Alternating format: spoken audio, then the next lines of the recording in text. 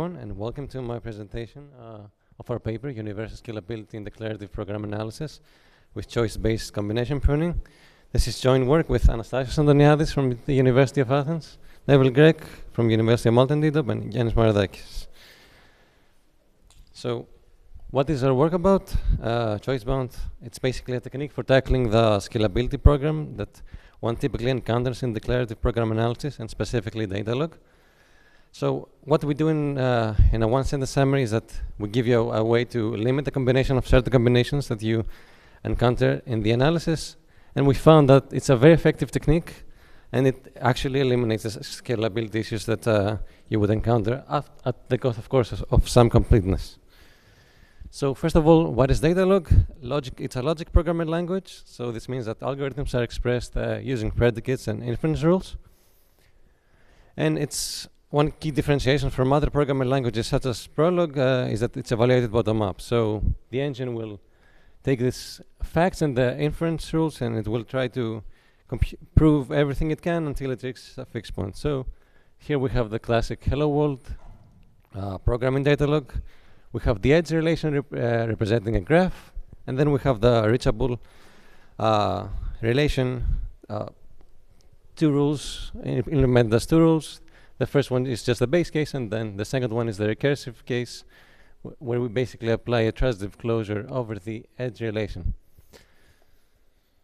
Okay, so Datalog and program analysis is actually an excellent fit, and this is because it has excellent support for recursion. It gives you a very nice language to express analysis algorithms, and it's very easy and quick to prototype into. And a very nice bonus, especially in recent times, is that modern Datalog engines are actually extremely performant. So you get a very good performance even compared to imperative implementations. But it's not all good, unfortunately, and this is because declarative analysis has some scalability issues, and so this is because some large inputs can cause imprecision to some central relations in the analysis. And combined with the bottom-up evaluation of Datalog, this leads to execution time blowup. So one technique that is typically employed in the literature to solve this is pruning. So what is pruning? Essentially, is just we say that we have some sets in the analysis, and we say, okay, I'm going to limit them to some predefined limit n. So to make it more concrete, here we have a table that's like representing a var points to relation. I have colored the table in partitions. So the red ones are the variable 1, the green ones are the rows for the variable 2, and the yellow ones are the rows for the variable 3. And we see that variable 3 actually dominates the table. So let's say we want to apply a pruning policy like this. So we say that each variable can have at most rows. The engine will go and only keep 2 rows per partition, and we end up with a much smaller table, which in turn, of course, gives us much better scalability, of course, at the cost of some completeness. But the problem is that this simple and effective technique, it's hard to express in Datalog. So this is where our technique comes in, choice-bound. It's basically a way to express pruning declaratively in Datalog, and it's general and engine agnostic. So you can apply it to any Datalog engine as long as it supports functional constraints.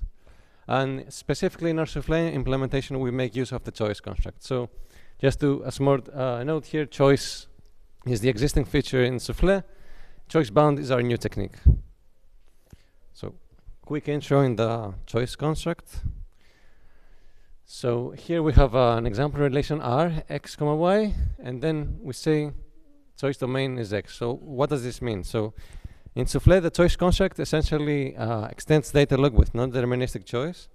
So what this means is that at runtime, Souffle will only choose one row for each value of x. So in this example, it will only keep the first one for R, x, y, x equals 1. It will keep the second row for x equals 2, and we only have one inference for x equals 3, so it will keep that one. So this essentially enforces a functional constraint of the relation, basically Rx equals y. Okay, so what is a core idea for technique? So the idea is that we can take this functional constraint mechanism and lift it to express multiplicity constraints. So basically, what I mean with that is that in functional constraints, r of x can only have one value.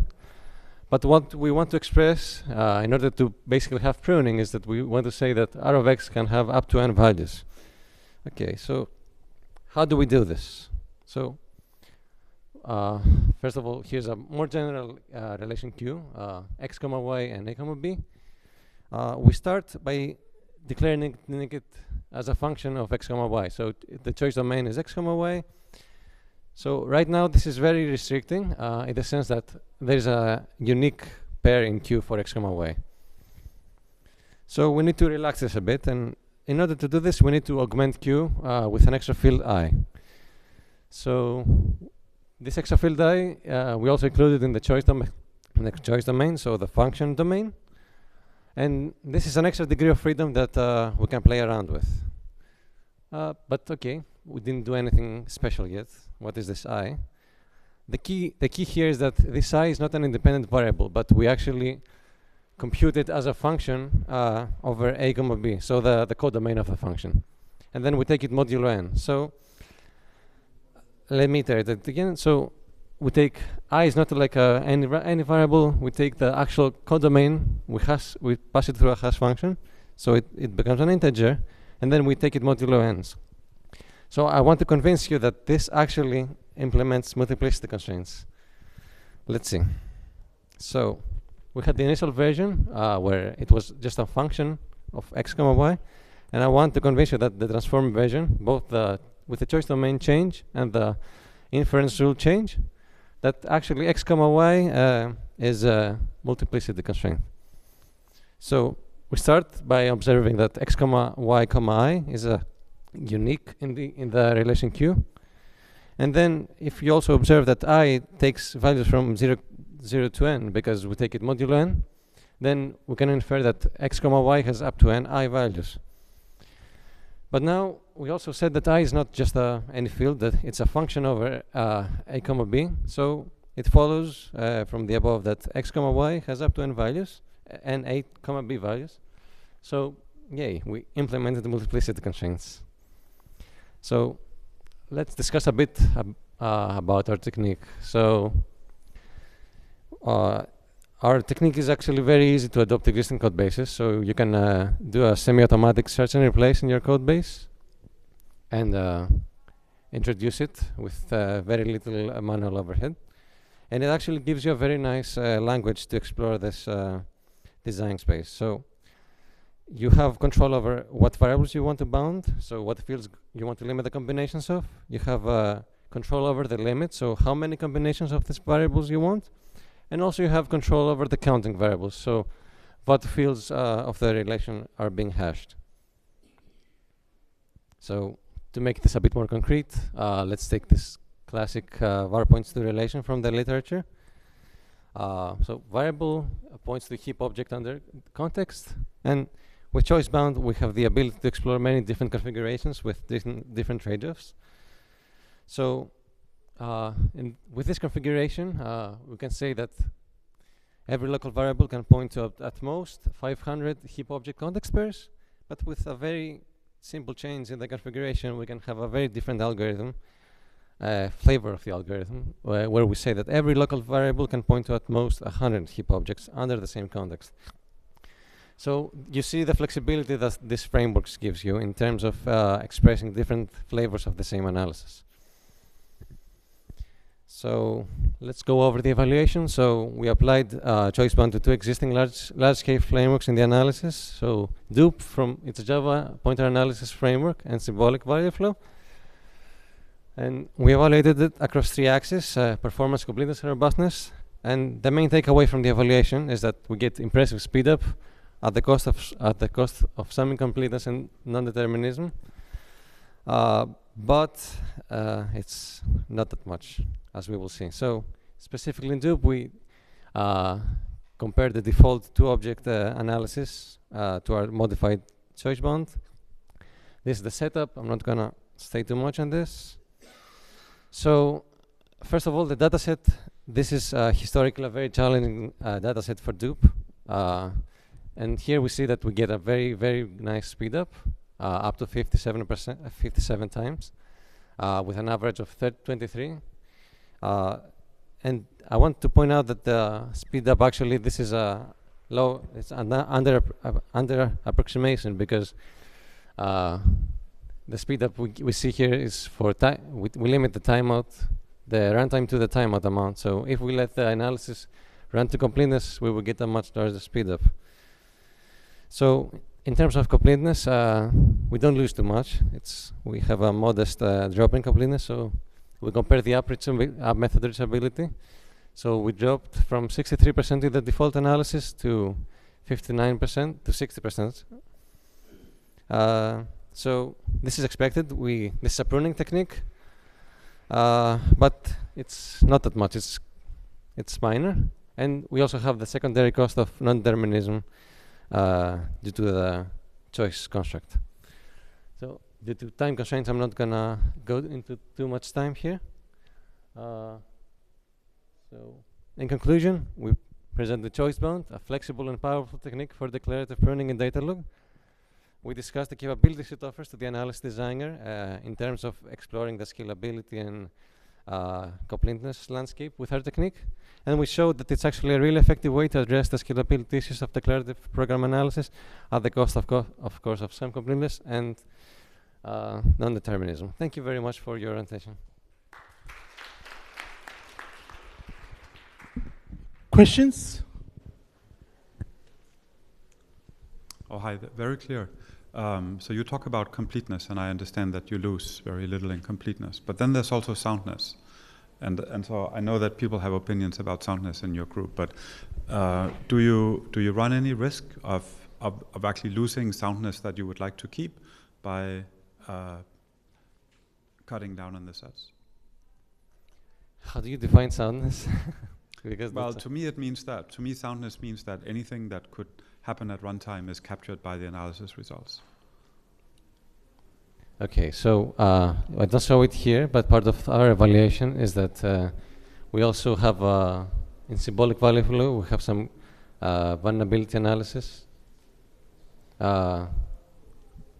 don't really have a soundness evaluation. Yes, that's what we call completeness. I see. You call it completeness. Yes. I mean, it's a dual definition, yeah. Viewers cannot accept that soundness is a percentage and not a 0-1. That's why we started calling it completeness instead of soundness.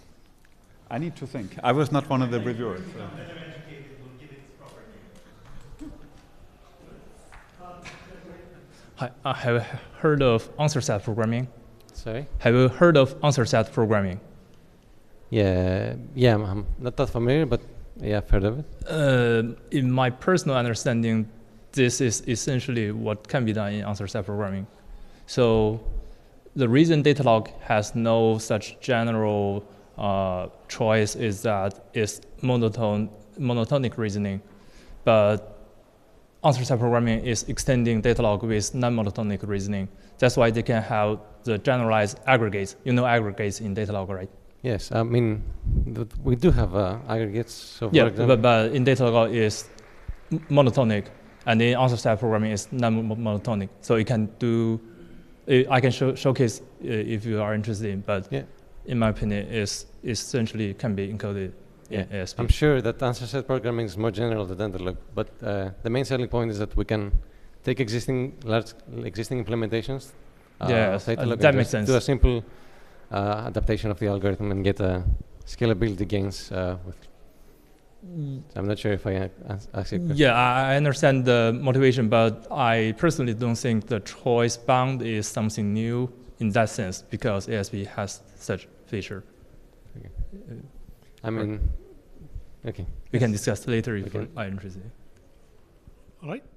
Let's thank Ilias and all the speakers who gave excellent talks in this session, and the audience for asking great questions. Thank you.